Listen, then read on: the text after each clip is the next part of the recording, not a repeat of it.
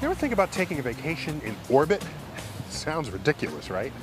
Well, when the Space Needle here in Seattle was built in 1962, back at the dawn of the space age, lots of people thought they would soon be taking trips just like that. Of course, it hasn't quite worked out that way. It cost about $500 million just to take the space shuttle out for a spin. Kind of an expensive vacation, isn't it? One, please. Thank you. But what if there was another way to get to space? And what if that way were as easy and as cheap as riding an elevator? Well, strange as it sounds, some people think this kind of trip might just be possible one day, thanks to something known as the space elevator. A 22,000-mile long cable that we could ride straight to outer space. What we're talking about is building the biggest thing ever. And what enables this big idea is the discovery of something so small you can't even see it with the naked eye. A new material called a carbon nanotube. Fueled by the promise of these tiny tubes, people are already working to turn the space elevator into a reality. It's basically a fairly straightforward system once you get down to the nuts and bolts of it. First, launch a satellite to geosynchronous orbit, 22,000 miles above Earth. Then, lower a cable or ribbon and attach it to a platform at sea. Clamped to the ribbon, elevator cars or climbers could carry people and payloads up and down. Lasers on the ground would beam energy wirelessly to solar cells on the underside of the climber, powering electric motors for the 22,000-mile journey. Okay, I know what you must be thinking.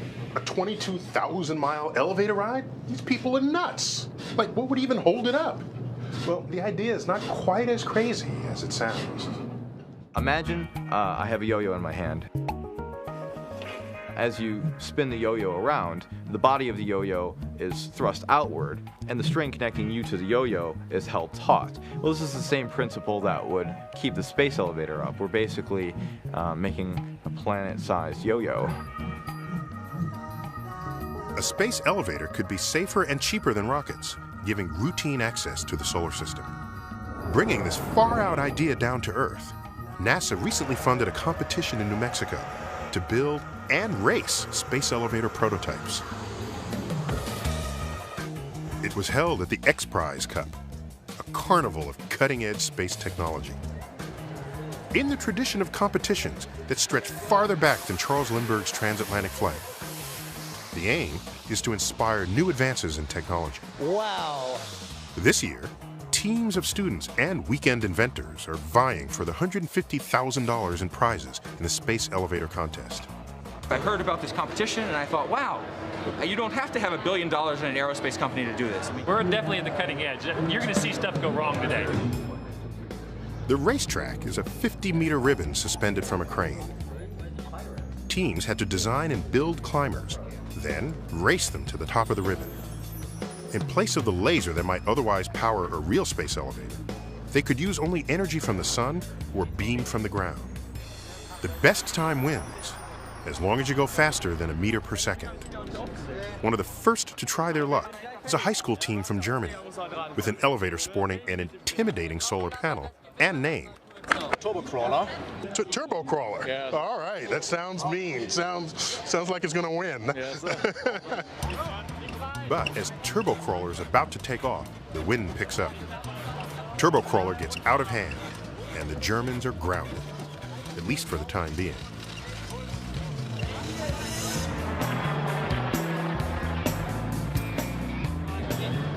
Julie Belrose and her team from the University of Michigan are next to jump on the ribbon.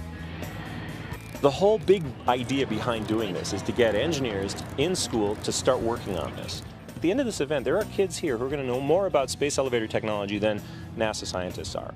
Julie's climber is powered by a dozen spotlights that each have to track the solar panels all the way up the ribbon.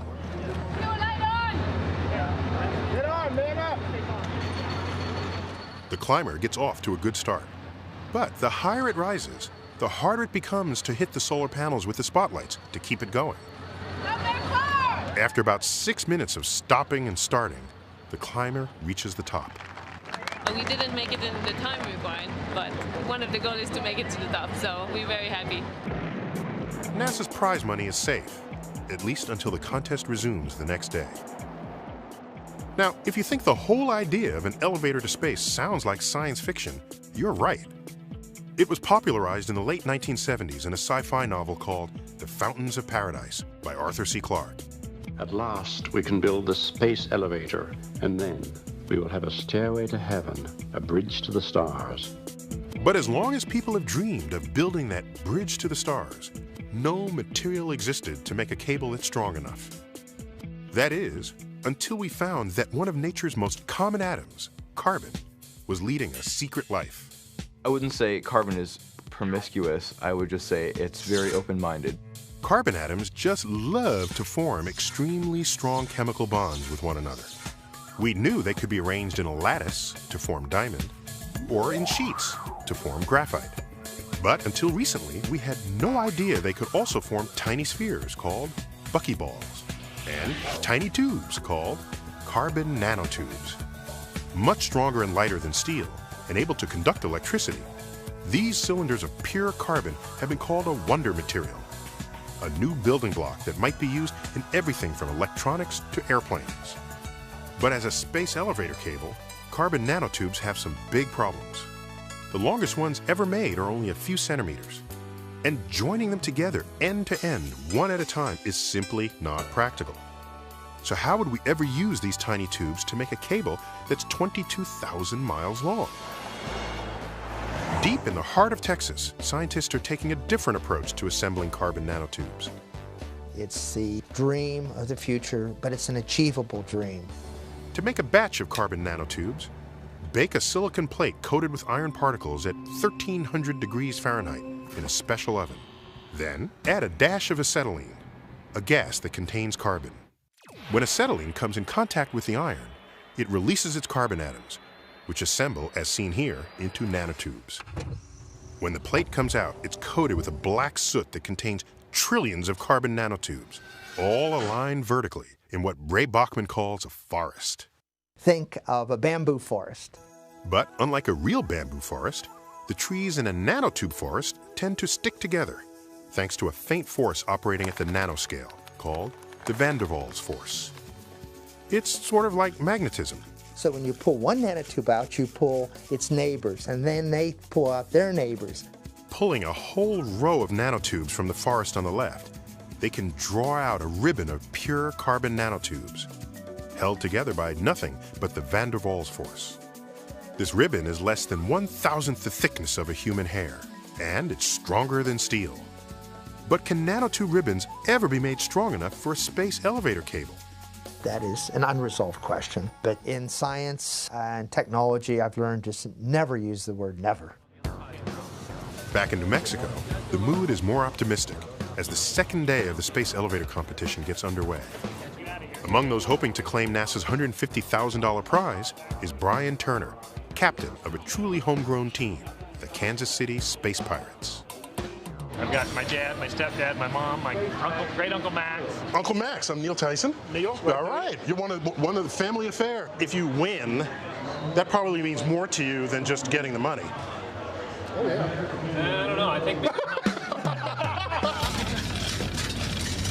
Hoping to make their elevator sail up the ribbon, the Space Pirates pull out their secret weapon, 15 mirrors, each the size of a twin bed.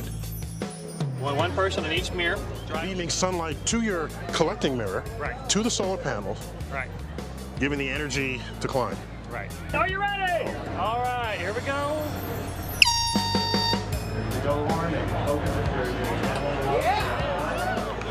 Halfway up the ribbon, the wind kicks in again. Gotta get up there. I'm gonna go look at it this way. Bouncing in the breeze, the parabolic mirror can't stay focused on the solar cells. Come And on. the Pirates' elevator grinds to a halt. Come on. If the wind hadn't been bucking, I might have been better off. But I can't believe I didn't make it to the top. I figured I could fight my way up there. Next up, and favored to win, is the University of Saskatchewan Space Design Team, or USST for short. Go time, right? It's go time. Their secret weapon, a stationary mirror to reflect a spotlight straight up the ribbon to the solar array. Go back a little bit. Okay, back to phase one.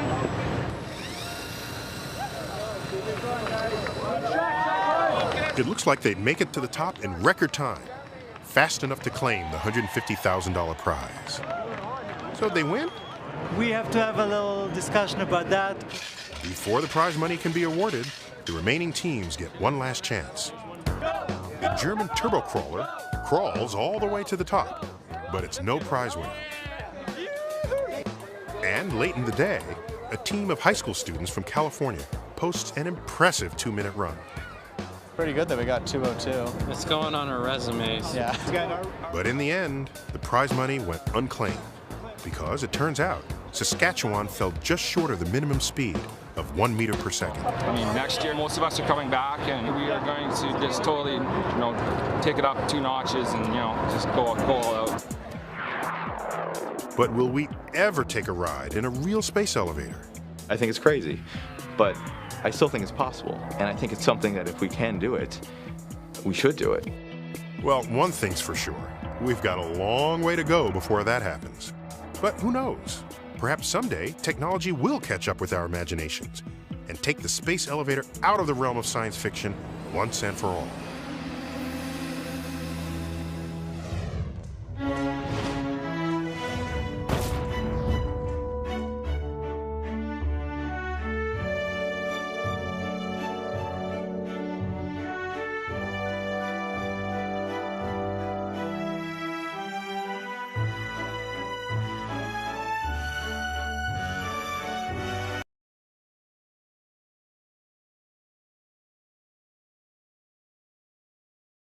A world lost in the vastness of the Pacific, home to the strangest life imaginable, governed by nature's brutal forces, islands which have transformed our understanding of life on Earth.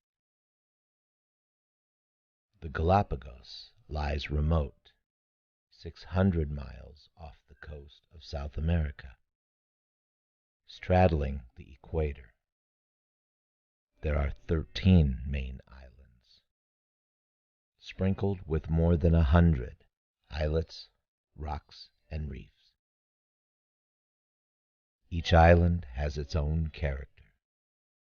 Some are cloaked in forests that conceal life. Others are smoldering giants, rugged and austere. It has been home to pirates, dragons, and Darwin finches, giant tortoises, the HMS Beagle, and Jack's Beanstalk. The Giant Machine is an artificial island nested in the archipelago of Galapagos. The base is 0.6 square miles and sits 700 feet tall. It is an assemblage of 8 cooperating functional zones facilitating the climb of objects onto space. The southern part of the Giant Machine functions as a transportation zone, including 3 docks for cargo ships and an airport with 1,000 feet of runway. This is the interface to the distant lands. When cargo reaches the transportation zone, conveyors shuttle objects internally between the 8 zones. Sorting, storing, inspecting, objects are prepared for the elevator.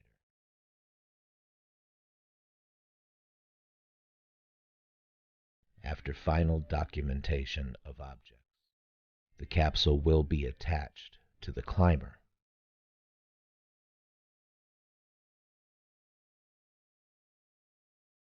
The capsule is moving on the conveyor belt.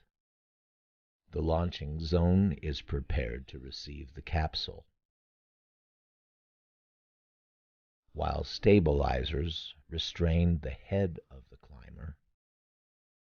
The loading mechanism mounts the capsule. The tail is positioned below the climber for balance during the ascent. The rattling of the mechanisms are heard behind the whining of the wind. The tail curls. The carrier's arm gets attached to the head just after the launching platform rotates and takes its position for takeoff. This is the signal for the ground crew to begin filling the liquid oxygen tank and adjust the magnetic modules on the 221st sector. And we see the ascenders entering the climber through the access hatch. Stabilizers release the capsule slowly. It tenses itself upon the carbon nanotube ribbon and waits for synchronization. Inertial measurement alignment complete. Latitude and longitude of launch pad 39A at Space Elevator Base Station has been confirmed. Start Orbiteer Aero Surface Profile Test, followed by Main Engine Gimbal Profile Test. Climber Launch Sequencer is go for auto sequence start. Activate Launchpad Sound Suppression System. Activate Main Engine Hydrogen Burn-Off System. Main engine start. 3, 2, 1, ascend.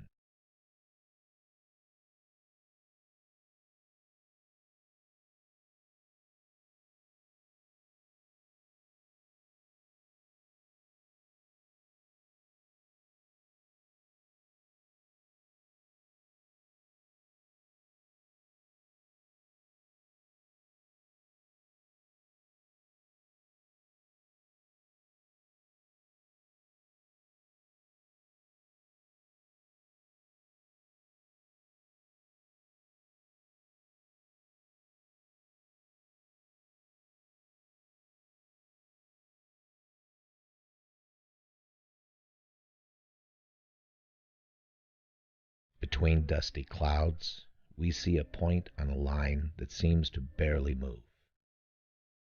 Undesirable objects, instead of being buried, are sent to the sky. Within 3 hours, the climber passes the ionosphere and reaches a final velocity of 300 miles per hour. It reaches its celestial destination in 4 days. The new space station is the castle at the top of the beanstalk. The giant has long since left. He has left all his treasure.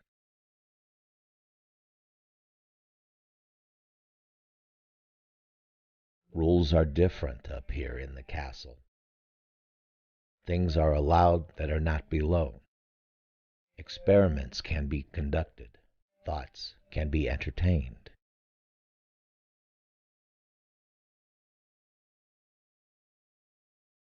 To be giants ourselves, the ascenders climb the beanstalk. No longer merely human, the ascenders search for what might come after.